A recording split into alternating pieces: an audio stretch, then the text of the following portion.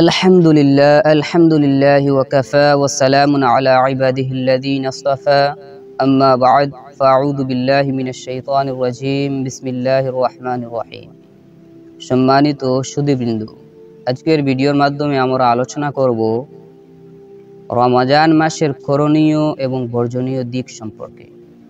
সেই সম্পর্কে আলোচনা করতে গিয়ে আমরা প্রথমেই আলোচনা করব তওবা সম্পর্কে। রমজান মাসের করণীয় বিষয়টির মধ্যে প্রথম বিষয়টি হচ্ছে তওবা ও ইস্তেগফার। আমরা এখন থেকে অর্থাৎ রমজানের আগ মুহূর্ত থেকেই তওবা ইস্তেগফারে বেশি বেশি করে সময় লাগাতে হবে। তওবার মূল উদ্দেশ্য হচ্ছে লজ্জিত হওয়া।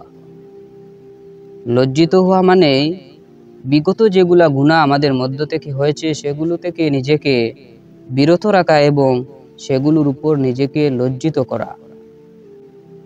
সেই প্রসঙ্গে নবী করিম সাল্লাল্লাহু আলাইহি ওয়াসাল্লাম বলেছেন, আন-নাদামু তাওবাতুন, অর্থাৎ লজ্জিত হওয়াটাই প্রকৃতপক্ষে তওবা। আল্লাহ রাব্বুল আলামিনের কাছে আমরা সর্বদা রহমতের এবং বরকতের আশা করাটাই আমাদের জন্য অত্যন্ত জরুরি। কারণ আমাদের গুনাহগুলো থেকে আল্লাহ রাব্বুল আলামিনের বারাকা এবং রহমত অসংখ্য।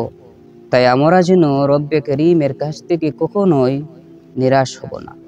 সুতরাং আমরা কমপক্ষে রব্বে করিমের দরবারে প্রতিদিন 200, 500, 1000 যত বেশি আমরা ইস্তেগফার পড়ব, ইনশাআল্লাহ আল্লাহ রাব্বুল আলামিন আমাদের সকলকে নাজাতের উসিলা করে দেবেন।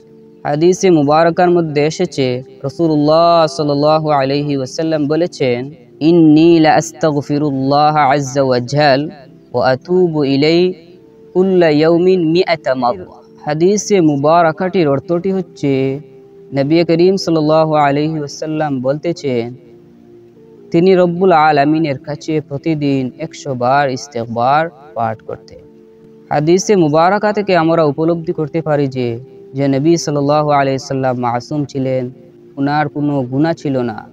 তবুও নবী করিম সাল্লাল্লাহু আলাইহি ওয়াসাল্লাম 100 বারের চেয়ে বেশি মহান রব্বুল আলামিনের কাছে তওবা ইস্তেগফার করতেন। তাই আমাদের জন্য শিক্ষণীয় বিষয়টি হচ্ছে আমরা যেন সর্বদা রব্বুল আলামিনের কাছে বেশি বেশি করে তওবা ইস্তেগফার করতে পারি এবং তওবার সঙ্গে সঙ্গে আমরা বেশি বেশি করে কোরআন তিলাওয়াত করি। যেহেতু আমরা জানি এই মাসে রব্বে করিম এই মাসে পবিত্র কালামুল্লাহ অর্থাৎ কোরআনুল করিম অবতীর্ণ করেছেন। এই মাস কোরআন নাজিলের মাস, এই মাস নাজাতের মাস, এই মাস রহমতের মাস, এই মাস মাগফিরাতের মাস। তাই আমরা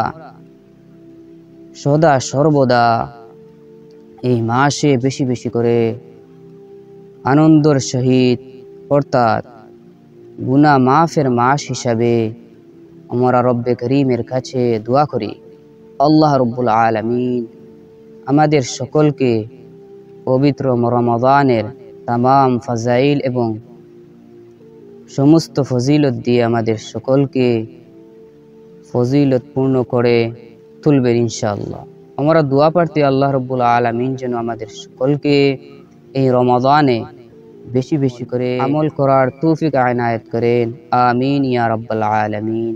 ওয়া আখিরু দাওয়ানা আলহামদুলিল্লাহি রাব্বিল আলামিন।